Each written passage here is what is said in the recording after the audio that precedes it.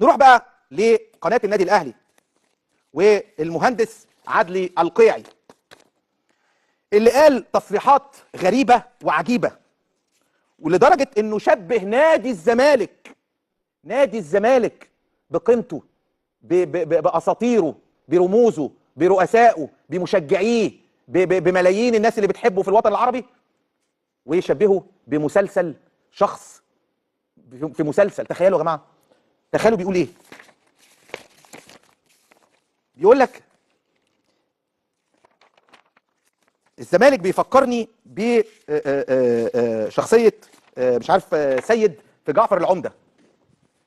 فاكرين الزمالك بيفكرني بشخصيه سيد في جعفر العمده، حكايته على الله، يعيش طوال حياته ويفهم انه صح وهو لا يفعل شيء صحيح، ودائما يعيش في دور المقارنه مع اخوه الجبار الذي يصنع لهم الهيبه. تخيلوا وصلت المرحله للمهندس عادل القيعي انه بيتكلم كده. طيب على العموم ردي على المهندس عادل القيعي ان حاجه واحده، ان في شخصيات اعلاميه عامله زي وداد.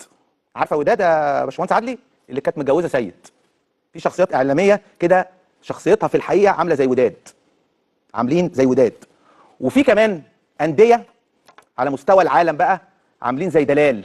عارف دلال اللي قتلت واللي عملت كل حاجه واللي كانت ضد القانون في كل حاجه واللي واللي واللي واللي واللي ويلا نفسي واهم حاجه انا ومش مهم الباقي. فده ردي عليك. سيد غلبان وطيب وراضي بقليله ومحترم وكان جدع وابن ناس وكان راجل بمعنى كلمه الرجوله، لكن وداد كانت وحشه قوي. وداد كانت وحشه. ودلال كانت عايزه تاخد حقها وحق غيرها، وكانت اي حاجه بالباطل مش فارقه معاها، مش فارقه معاها اي حاجه خالص، اي حاجه حتى لو شمال مش مهم، الغايه بتبرر الوسيله.